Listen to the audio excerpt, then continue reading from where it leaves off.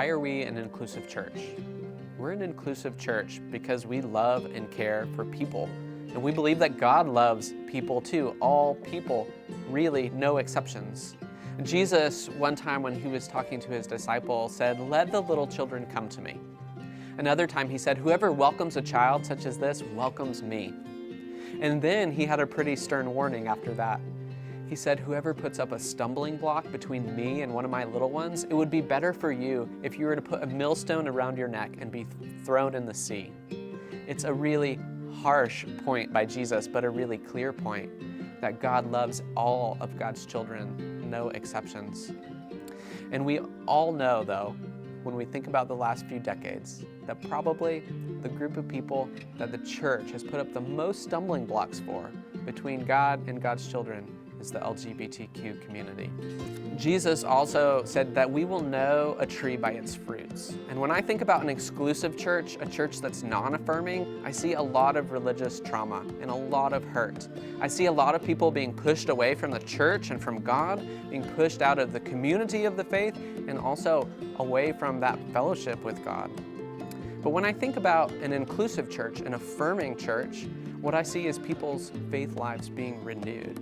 People who were once pushed out feeling like they have a home and that they have belonging and community and connection, a place where they can grow in their faith.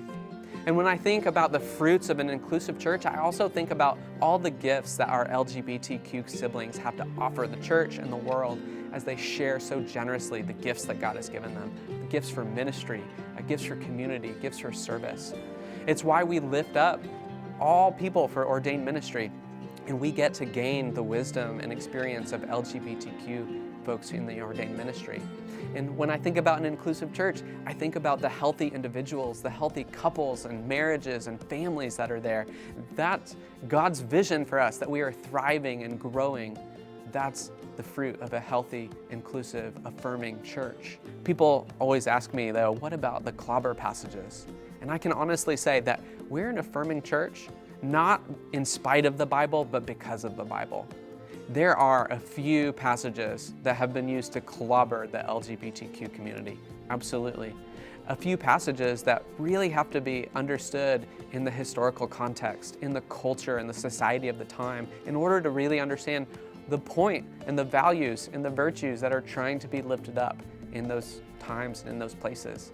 They also have to be really understood in light of everything we know about human sexuality and gender today. Science, psychology, the studies that are out there now. We understand the LGBTQ community in a categorically different way than they did 2,000 or 3,000 years ago. So if you are an LGBTQ person, I pray and I hope that you find a church that will fully include you and affirm you, not just tolerate you, but celebrate you, because you have gifts to offer the church and the community at large. And if you're straight and cis like me, I hope if you believe that God's love is for everyone, no exceptions, that you too will find a church that you can invite anyone to, your brothers, your sisters, your cousin, your neighbor, your coworker, whoever it may be, and know that they will be safe and loved and affirmed. Because the world needs way less stumbling blocks, and the world needs way more love and grace. And that's why we are an inclusive church.